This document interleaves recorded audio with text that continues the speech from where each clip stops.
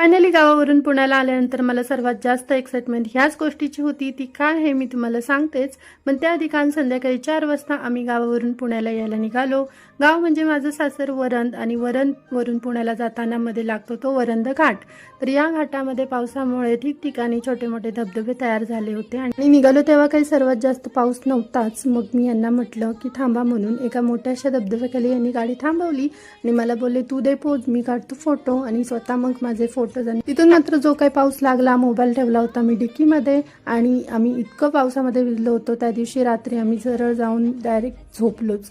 आणि पावसामध्ये भिजल्यामुळे दुसऱ्या दिवशी मग मला थोडंसं सर्दीसारखं झालं होतं. म्हणून मग मी ते चहानी टोस्ट खाल्लं. चहा मी मस्तपैकी आला. हा मी वेट लॉस करते पण तब्येत बरी नव्हती, त्यामुळे म्हटलं जाऊ दे आजच्या दिवस काही बिघडत नाही.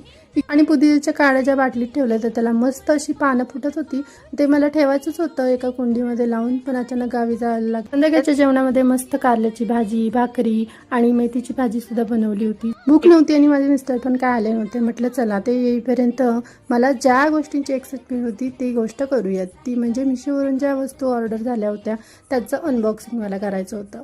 खरं तर मी आमच्या घरासाठी काही वस्तू मागवल्या होत्या. जॉब करत होते तेव्हा काय असं वाटलं नाही, पण घरी राहायला लागल्यापासून ना मला असं जाणवायला लागलं की आपल्या घरासाठी काय काय वस्तू. तर हा मी कॉर्नर बेस मागवला होता, जो की मला बेसिनच्या इथे लावायचा आहे. 2 होते तर एक मी लावेनच. आणि दुसरं म्हणजे हुकवाला दोऱ्या, जे की कपडे वाळत घालायला लागतच होते मला. पावसाळ्यामुळे कपडे वाळत कुठे घालायचे हाच प्रश्न पडायचा मग घरात. आणि तिसरा आहे तो पडदा मागवला होता, पण अनफॉर्च्युनेटली तो एका साईडचाच आला होता. बघू आता दुसऱ्या साईडचा नक्की नेक्स्ट टाइम मागवेनच. बाकी क्वालिटी वगैरे तिन्ही वस्तूंची छानच आहे.